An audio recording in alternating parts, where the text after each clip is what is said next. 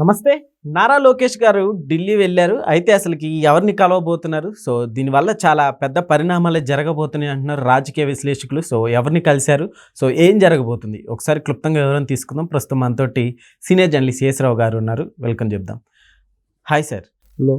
So Delhi ప్రయాణాన్ని ఎలా చూడొచ్చు సార్? ఎవరిని కలవబోతున్నారు? అండ్ ఏపీలో ఏమన్నా చేంజెస్ ఏమన్నా రాబోతున్నాయా? లోకేష్ ఢిల్లీలో కేంద్ర మంత్రులను కలుస్తున్నారు. అశ్విని వైష్ణవ్ కానీ నడ్డా గారిని కానీ వీళ్ళందరినీ వరుసగా కలుస్తూ ఉన్నారు. ఇది ఎందుకు కలుస్తున్నారు అని అంటే ఆల్రెడీ కొన్ని ప్రాజెక్ట్స్ ఆంధ్రప్రదేశ్కి శాంక్షన్ అయినాయి. సెమీ కండక్టర్స్ లాంటి ప్రాజెక్ట్ వచ్చింది. దానికి వాళ్ళకి కలిసి కృతజ్ఞతలు తెలపడం, అలాగే రాబోయేటువంటి రోజుల్లో ఆంధ్రప్రదేశ్కి ఏం కావాలనేది ఆయన అడగడానికి అభ్యర్థించడానికి వెళ్ళారని చెప్పి తెలుస్తుంది. ఆ క్రమంలో నైఫర్, అది సెంట్రల్ గవర్నమెంట్ నైఫర్, అది ఫార్మాకు సంబంధించినటువంటిది మంచి ఇన్స్టిట్యూట్, అది నేషనల్ ఇన్స్టిట్యూట్, అది తీసుకురాచేటువంటి ప్రయత్నం చేస్తున్నారు. అందుకే నడ్డా గారిని కలిశారు. అది కూడా రాబోతుంది, నైఫర్ రాబోతుంది అని చెప్పి అంటున్నారు. సో మరోవైపు ఆయన రాబోయేటువంటి రోజుల్లో విదేశాలకి ఆంధ్రప్రదేశ్ స్టూడెంట్స్ని పంపించాలి అనేటువంటి ఆలోచన చేస్తూ ఆయన కేంద్ర విదేశాంగ శాఖ మంత్రిగా ఉన్న జయశంకర్ గారిని కలిశారు. సో మిగతా కేంద్ర మంత్రులందరినీ కలవడం అనేది ఇంతకు ముందు కూడా కలిశారు, కానీ జయశంకర్ గారిని కలవడం అనేది ఈసారి ఢిల్లీలో ఉన్నటువంటి ప్రత్యేకతగా కనిపిస్తూ ఉంది. ఎందుకంటే విదేశాల్లో ఎక్కడెక్కడ ఎంప్లాయ్మెంట్ రిక్వైర్మెంట్ ఉంది, ఏ సెక్టార్లో ఉంది అనేటువంటి వివరాలు కేంద్ర ప్రభుత్వం దగ్గర ఉంటాయి. ఈ కేంద్ర ప్రభుత్వం రాష్ట్ర ప్రభుత్వాలకు ఇవ్వాలి, కానీ రాష్ట్ర ప్రభుత్వాలకి ఇవ్వదు ప్రాపర్గా.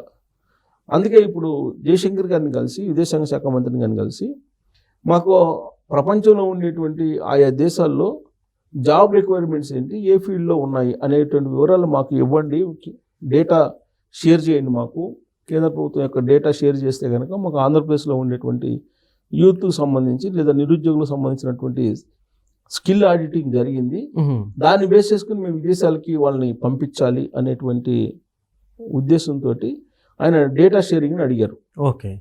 అడిగితే ఆయన ఓకే చెప్పారని చెప్పి తెలుస్తుంది, సానుకూలంగానే స్పందించారని చెప్పి. ఇది కీలక పాయింట్ అని చెప్పుకోవచ్చు ఈసారి ఢిల్లీ టూర్లో లోకేష్ గారిది. సో అంటే రాబోయేటువంటి రోజుల్లో ఏం జరగబోతుంది అని అంటే సార్, అట్లానే ఇప్పుడు జగన్మోహన్ రెడ్డి గారి లిక్కర్ స్కామ్ ఏదైతే ఉందో, సో దీనికి సంబంధించి కూడా మాట్లాడడానికి వెళ్ళారు అనే చర్చలు కూడా వస్తున్నాయి. సో ఏం చెప్తే దీని గురించి ఏమైనా జరుగుండిద్ది అంటే? ఇప్పుడు కేంద్ర హోంశాఖ మంత్రి అమిత్ షా గారిని ఇంకా కలిసినట్లేదు, కలుస్తారు, షెడ్యూల్లో ఉంది. ఆయన కానీ కలిస్తే ఖచ్చితంగా లిక్కర్ స్కామ్కు సంబంధించిన అప్డేట్స్ని, రివ్యూని కూడా చేసే అవకాశం ఉంది. వాస్తవంగా చంద్రబాబు నాయుడు గారు, లోకేష్ గారు ఇద్దరు ఆదివారం రాత్రే వెళ్తారని చెప్పి ప్రచారం జరిగింది, మీడియాలో వచ్చింది. కానీ చంద్రబాబు నాయుడు గారు 21వ తారీఖున ఢిల్లీ వెళ్తున్నారు ఆయన. సో 21వ తారీఖున ఢిల్లీ ఆయన వెళ్తున్నటువంటి క్రమంలో ముందుగానే ఇప్పుడు లోకేష్ గారు అక్కడికి వెళ్ళి కేంద్ర మంత్రులను కలవటం, రాష్ట్ర ప్రయోజనాలకు, రాష్ట్రానికి సంబంధించినటువంటి నిధులు కానీ లేదంటే ఇతర ప్రాజెక్ట్స్ కానీ వీటన్నిటికి సంబంధించినటువంటి వాటి మీద ఆయన కేంద్ర మంత్రులు కలుస్తున్నారు. దాంట్లో భాగంగానే నేను ఇందాక చెప్పినట్టు ఇది మొత్తం టూర్లో హైలైట్ పాయింట్ ఏంటంటే విదేశాల్లో ఉద్యోగాలు ఏమున్నాయి, ఆ ఉద్యోగాలకు తగినటువంటి స్కిల్స్ ఆంధ్రప్రదేశ్లో ఉండేటువంటి స్టూడెంట్స్ కానీ నిరుద్యోగులు కానీ ఏమున్నాయి, ఏ దేశానికి వాళ్ళని పంపించాలి అనే దాని మీద ఒక పెద్ద స్క్రూటినీ జరుగుతోంది. ఇప్పుడు మంగళగిరిలో పైలట్ ప్రాజెక్ట్ కింద ఏం చేశారు, స్కిల్ ఆడిట్ చేశారు.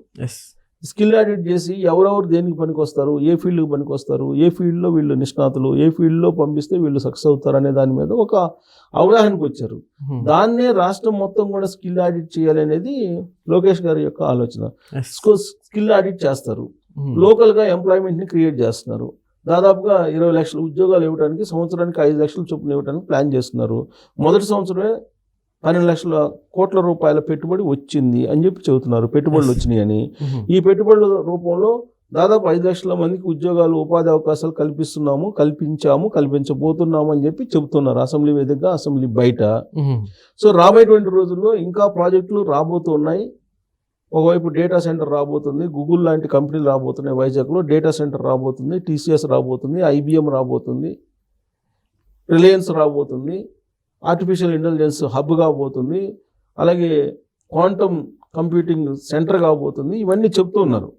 ఇవన్నీ కూడా క్రియేట్ అయితే కనుక జాబ్స్ లోకేష్ గారు ఎన్నికల ముందు ఆయన యువగలం పాదయాత్రలో చెప్పినట్టు 20 లక్షలు అనేది ఈజీగా క్రియేట్ అవుతాయి. సో ఈ 20 లక్షలు క్రియేట్ కావడంతో పాటు విదేశాలకి తెలుగు వాళ్ళని పంపించాలి, తెలుగు స్టూడెంట్స్ని పంపించాలి, ఏ రంగంలో వాళ్ళని ఎటు పంపించాలనే దాని మీద ఆయన ఆడిట్ చేస్తున్నారు ఇప్పుడు. సో అంటే విదేశాలకు పంపించాలి అనేటువంటిది, లేదా విదేశాలకు పంపించకపోయినా కానీ అక్కడ విదేశాల్లో జాబ్స్ కనుక్కుంటే ఆంధ్రప్రదేశ్ నుంచి జాబ్ చేసుకునేటువంటి వెసులుబాటు కూడా చంద్రబాబు నాయుడు గారు కల్పించబోతున్నారు. రాబోయేటువంటి రోజుల్లో ఆయన వర్కింగ్ స్టేషన్స్ని ఏర్పాటు చేస్తున్నారు. ఈ వర్కింగ్ స్టేషన్స్కి అన్ఇంటరప్టెడ్ నెట్ ఇస్తే కనుక ఎక్కడి నుంచి ఎక్కడికైనా చేసుకోవచ్చు. ప్రపంచం మొత్తం ఇవాళ కుగ్రామం అయిపోయింది ప్రపంచీకరణ నేపథ్యంలో. కాబట్టి ఎక్కడి నుంచి ఏ కంపెనీకైనా పనిచేసుకునేటువంటి వెసులుబాటు కల్పిస్తున్నారు. వీలున్నంత వరకు ఆంధ్రప్రదేశ్ నుంచి ఎవరిని వెళ్లకుండా అక్కడే ఎంప్లాయ్మెంట్ ఇచ్చి అక్కడే ఉండేలాగా ప్రయత్నం చేస్తున్నారు చంద్రబాబు గారు. మరోవైపు ఇక్కడ టాలెంట్కి తగినటువంటి ఉద్యోగాలు లేనటువంటి పరిస్థితుల్లో, ఉద్యోగాలు కల్పించలేనటువంటి పరిస్థితుల్లో విదేశాలకి పంపించి వాళ్ళని ఇండస్ట్రియలిస్టులుగా మార్చాలి అనేటువంటి ఒక ప్రయత్నం కూడా ఇప్పుడు లోకేష్ గారు చేస్తున్నారు. అందుకే విదేశాంగ శాఖ మంత్రితో కలిశారు ఆయన. యాక్చువల్గా విదేశాంగ శాఖ మంత్రితో కలవాల్సినటువంటి అవసరం లేదు, కానీ విదేశాంగ శాఖ మంత్రితో కలిశారు. జయశంకర్ గారితో కలిసి విదేశాల్లో ఉండేటువంటి పరిస్థితులు ఏంటి, విదేశాల్లో ఉండేటువంటి ఉద్యోగ అవకాశాలు ఏంటి, ఏ ఫీల్డ్లోకి ఎంటర్ అయితే ఉద్యోగ అవకాశాలు ఉంటాయి, లేదా ఏ కోర్సులు ఎంటర్ అయితే ఉద్యోగ అవకాశాలు ఉంటాయి, ఏ కోర్సు చదివితే బాగుంటుంది భవిష్యత్తు అనే దాని మీద ఆయన అవగాహన పెంచేదానికి ప్రయత్నం చేస్తున్నారు. దాంట్లో భాగంగానే ఆయన్ని కలిశారు. సో రాబోయేటువంటి రోజుల్లో ఆంధ్రప్రదేశ్లో నిరుద్యోగం అనేది తగ్గించాలి, నిరుద్యోగం లేకుండా చేయాలి, ఉపాధి అవకాశాలు పుష్కలంగా ఉండేలాగా చేయాలి అనేది ఒకటి. రెండు ఏంటంటే ఇప్పుడు విదేశాంగ విధానం మారిపోతుంది. అమెరికా అధ్యక్షుడు ట్రంప్ ఆయన ఇంపోర్ట్ డ్యూటీస్ విచ్చలవిడిగా వేస్తున్నాడు. దాంట్లో భాగంగా ఆక్వా పూర్తిగా దెబ్బతింది. ఆక్వాకు సంబంధించినటువంటి ఇంపోర్ట్ డ్యూటీస్ పెంచేశారు. ఆంధ్రప్రదేశ్ ఆక్వా హబ్, అక్కడ ఆక్వా కల్చర్ బాగా జరుగుతుంది. కానీ అక్కడ ఆక్వా కల్చర్ జరుగుతుంది, బట్ దానికి తగ్గ ఎక్స్పోర్ట్స్ లేవు. ఎక్స్పోర్ట్స్ లేని కారణంగా ఏమవుతుంది, నష్టపోతున్నారు రైతులు. ఇంకొక వైపు మిర్చికి రేటులు లేవు, శనగలకు రేట్లు లేవు. అంటే పంటలు పండించినటువంటి రైతుకి గిట్టుబాటు ధర లభించట్లేదు. అక్కడ ఎంత గిట్టుబాటు ధర ఇవ్వాలని ప్రభుత్వం ప్రయత్నిస్తున్నప్పటికీ ఎగుమతులు లేని కారణంగా వాళ్ళు ఆశించినటువంటి ధర రావట్లేదు. అందుకే ఈ ఎగుమతులకు సంబంధించినటువంటి అంశాలను కూడా ప్రస్తావించి ఉంటారు. రాష్ట్రంలో ఉన్నటువంటి ఆహార ధాన్యాలు కానీ, లేదంటే ఇతరతర పంటలకు సంబంధించిన ఉత్పత్తులు కానీ, వీటన్నిటి గురించి కూడా ప్రస్తావించి ఉంటారు. సో రాబోయేటువంటి రోజుల్లో అంతర్జాతీయ స్థాయిలో కనుక పరిస్థితులు చక్కబడితే అప్పుడు ఎగుమతులు పెరుగుతాయి. ఎగుమతులు పెరిగితే ఆటోమేటిక్గా ఉత్పత్తులకు రేటు వస్తుంది. లేదంటే గవర్నమెంట్ ఎంత సపోర్ట్ చేసినప్పటికీ, ఇప్పుడు మొన్న రీసెంట్గా తోతాపూరి మామిడి అని ఇచ్చారు. ఆ తోతాపూరి మామిడికి గిట్టుబాటు ధర రావడానికి ఎంతకంత వీళ్ళు గవర్నమెంట్ వైపు నుంచి సపోర్ట్ చేశారు. కిలోకి 4 రూపాయల చొప్పున మద్దతు ధర ఇచ్చారు. కానీ ఎంత ఇచ్చినా కానీ రైతుకి అది పూర్తి స్థాయిలో సరిపోనటువంటి పరిస్థితి. పూర్తి స్థాయిలో సరిపోవాలంటే ఎగుమతులు ఆర్డర్ రావాలి. ఎగుమతులు ఆర్డర్ రావాలంటే ప్రపంచంలో ఉన్న పరిస్థితులన్నీ చక్కబడాలి. సో వాటి గురించి కూడా రివ్యూ చేసుకుని ఉంటారు. ఎప్పుడు చక్కబడితే ఏంటి, లేదంటే ఏ ఉత్పత్తులు అవసరం, ఏ ఉత్పత్తి అవసరం అయితే ఆ ఉత్పత్తి చేయడానికి పనికొస్తుంది ఆంధ్రప్రదేశ్కి.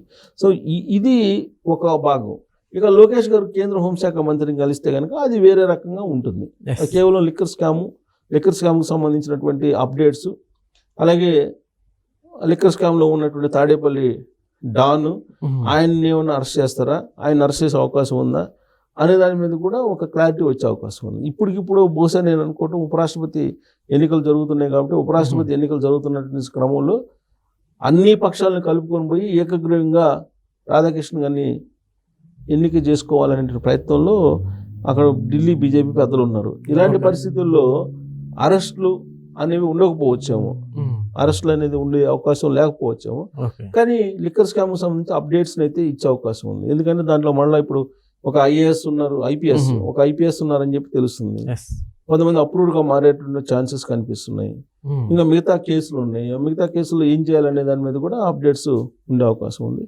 సో లోకేష్ గారు ఢిల్లీలో ఉన్నారని అంటేనే తాడేపల్లిలో కొంత అలజడి అయితే ఉంటుంది.